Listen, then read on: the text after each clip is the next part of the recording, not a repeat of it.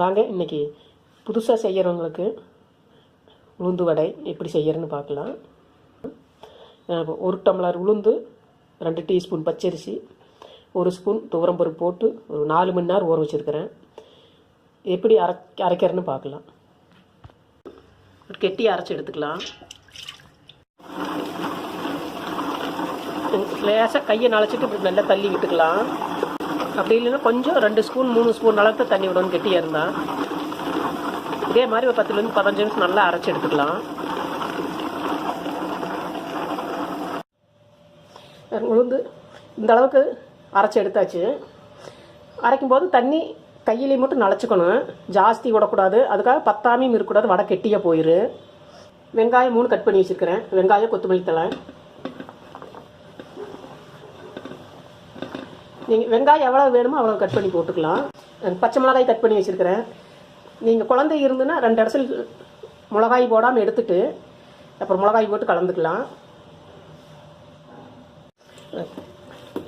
தேவையானாலும் உப்பு போட்டு நல்லா பிசைஞ்சிடலாம்.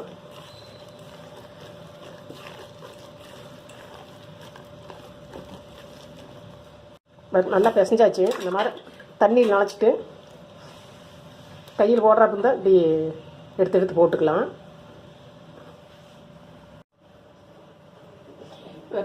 இந்த மாதிரி வடிகட்டி எடுத்துக்கலாம்.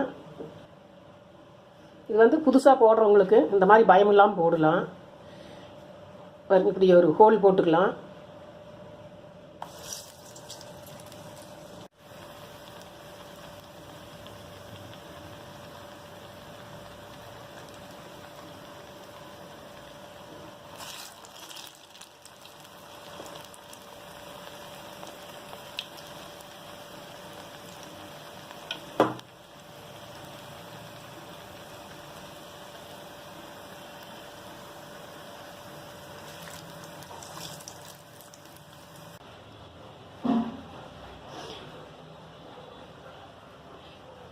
தண்ணி தொட்டு இப்படி தட்டி விட்டு சென்டரில் இப்படி ஒரு ஹோல் போட்டுக்கலாம்.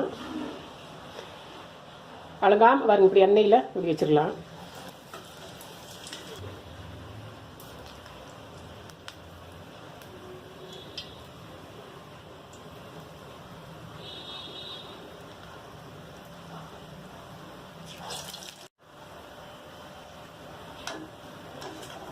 இது பாருங்க, இது நல்லா வெந்துடுது. ஒரே மாதிரி எல்லாம் நல்லா செவந்துடுது, நல்லா இது இந்த மெத்தேடு புதுசாக செய்கிறவங்களுக்கெல்லாம் நல்லா யூஸ்ஃபுல்லாக இருக்குது.